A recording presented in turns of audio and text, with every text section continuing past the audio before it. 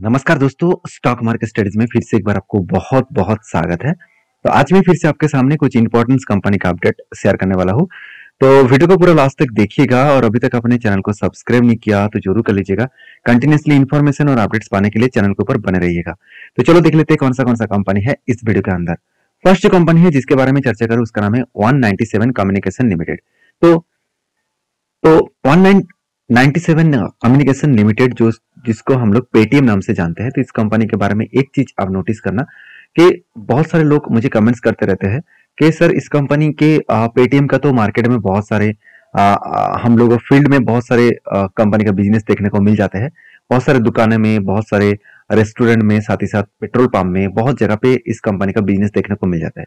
तो मैं आपको एक चीज बता दूं कि इस कंपनी जिस तरीके से काम कर रहा है, जिस प्रोजेक्ट के ऊपर काम कर रहा है, क्या आपको पता है कि वो प्रोजेक्ट में कंपनी को कितना रेवेन्यू जनरेट होता है? कंपनी का एक्चुअली जो जो हम लोग पेमेंट कर रहे हैं, जो यूपीआई के माध्यम से पेमेंट कर रहे हैं, उसमें कंपनी को कुछ फायदा नहीं मिल रहा है, क्योंकि कंपनी बहुत कम चार्जेस लेते हैं सारे दुकानों से और कस्टमर से। क्योंकि ज्यादा चार्जेस वो अगर ले तो वो पेटीएम नहीं यूज करेंगे। वो पेटीएम क्यों यूज करे? वो बोल देंगे मैं कि चलो मुझे कैश दे दीजिए, मुझे पेटीएम से पेमेंट नहीं लेना है। क्योंकि अगर मान के चलिए 100 रुपीज आपका बिल हुआ, मान के चलिए आपने 500 रुपीज का पेट्रोल डाला, तो उनमें से अगर मान के चलिए कंपनी बता दिया कि चलो दो पर जितने मतलब काम पेमेंट करेंगे उसको 2% मुझे देना पड़ेगा। तो 2% कितना होता है? अगर मान के चलिए 100 में 2 रुपया हो तो 2% का मतलब है 5 दुगने 10 रुपया आपको देना पड़ेगा। तो कौन चाहेगा कि मैं 500 रुपीज से 490 रुपये मुझे मिले?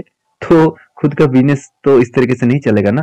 तो इसलिए जो पेमेंट सिस्टम आप सोच रहे हैं कि पेमेंट सिस्टम में कंपनी का फायदा हो रहा है, उसमें कंपनी का फायदा अभी उतना ज्यादा नहीं हो रहा है जितना होना चाहिए था। तो एक्चुअली कंपनी का जो जरिया था प्रॉफिट कमाने का, वो कौन सा था?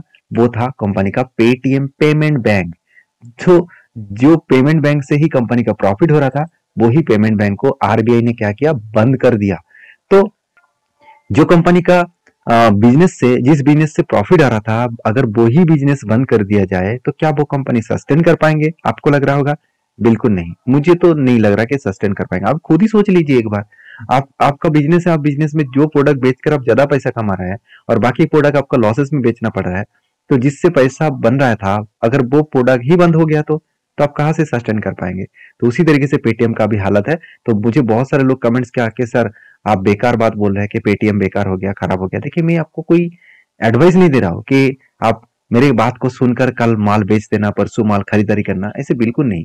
आपको रियलिटी दिखा रहा हूँ, क्योंकि आप खुद ही एक बार ठंडे दिमाग में सोचेंगे तो आपको पता चलेगा क्या सही में लॉस मेकिंग कंपनी के ऊपर निवेश किया जाए। अगर आपका दोस्त पहले ही लोन लेकर, पहले ही कर्जा लेकर वो मार्केट से बहुत सारा लोन लिया और उसका बिजनेस में बहुत सारा लोन्स है, तो आप पहले से जान चुके हैं कि आज नहीं तो कल उसका बिजनेस बंद होने वाला है। क्या आपका दोस्त को आप पैसा देंगे उसको बिजनेस को बड़ा करने के लिए? बिल्कुल नहीं ना। तब आप पैसा इन्वेस्टमेंट करेंगे जब, हाँ, दोस्ती के नाते आप दे सकते हैं, मगर एज ए बिजनेस पर्पस में अगर आपको बोला जाए कि आप एज ए मुझे मेरे साथ पार्टनर बन जाओ, मुझे पैसा दो, तो आप नहीं देने वाले। क्योंकि आप पहले देखेंगे कि कंपनी खुद, आपका दोस्त खुद बिजनेस में लॉसेस कर रहा है और बिग बिग लोन लेकर रखा है। तो आपका पैसा जाएगा तो वो पैसा तो लोन मिटाने में ही चला जाएगा, तो बिजनेस का ग्रोथ नहीं होगा, तो आपका पैसा तो डूब जाएगा। तो समझिए, इस बात को समझिए, इस तरीके से समझिए। तो उसी सिचुएशन के हिसाब से कंपनी के ऊपर देखिए नेट लॉस लगातार देखने को मिला। तो जो लोग बोल रहे थे कि कंपनी फिर से बाउंस बैक करेगा, वह ऊपर जाएगा, उसके लिए मैं बता दूं कंपनी शेयर 4 दिनों में 30% से भी ज्यादा करेक्शन हुआ है। अगर मैं यहाँ से अगर डाउन लेवल तक देखूं तो 4 दिन में 40% के आसपास बिग क्रैश हुआ है। तो बिग क्रैश होने के बाद मैंने आपको ये बताया कि यहाँ पे एक स्ट्रांगली इसका रेजिस्टेंस है और इस रेजिस्टेंस को वो फेस करने के लिए ऊपर गया है। उससे देखिए कंपनी का फिर से इसी लेवल से वो करेक्शन होगा और फिर से गिरने का चांसेस रहेगा। क्योंकि लोग माल खरीदने के लिए तैयार नहीं है, लोग माल बेचने के लिए तैयार है। बाकी मैं तो इस कंपनी के ऊपर आज तक एक बार भी ट्रेड नहीं लिया, एक बार भी इन्वेस्टमेंट नहीं किया। मैं आपको हमेशा इस चीज इसीलिए दिखाता रहता हूँ क्योंकि आप बुरी तरीके से ना फंसे। आप उसी कंपनी के ऊपर ट्रेड करें जहां पे आपको स्टेबिलिटी मिलेगा, जहां पे आपको स्ट्रेंथ मिलेगा कि हाँ, इस कंपनी के ऊपर बाय करने के बाद मैं सुकून से रह सकता हूँ कि हाँ, मुझे आज नहीं तो कल वो प्रॉफिट देगा।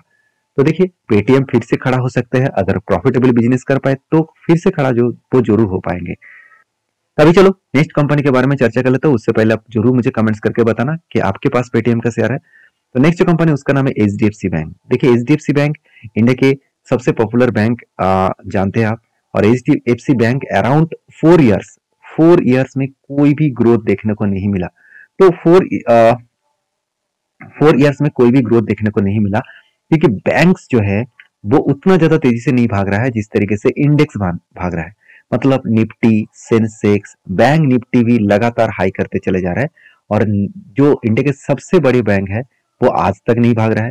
तो बहुत सारे लोगों के मन में यही डाउट हो चुके हैं कि सर एचडीएफसी बैंक का बेकार हो गया कि सारे इंडेक्स भाग रहा है और बैंक खुद नहीं भाग रहा है। क्या खास इकोनॉमिकली ग्रोथ हो रहा है? बिल्कुल हो रहा है। देखिए कभी कभी होता क्या है ना, कुछ सेक्टर में कुछ सिचुएशन टाइम में कभी कभी एक ही रेंज के ऊपर कुछ दिन वो टाइम बिताते हैं। और कोई भी कंपनी अगर एक ही रेंज के ऊपर टाइम बिताए उसके बाद ब्रेकआउट करे तो सोचिएगा एक लंबा धमाका वो करने वाले हैं।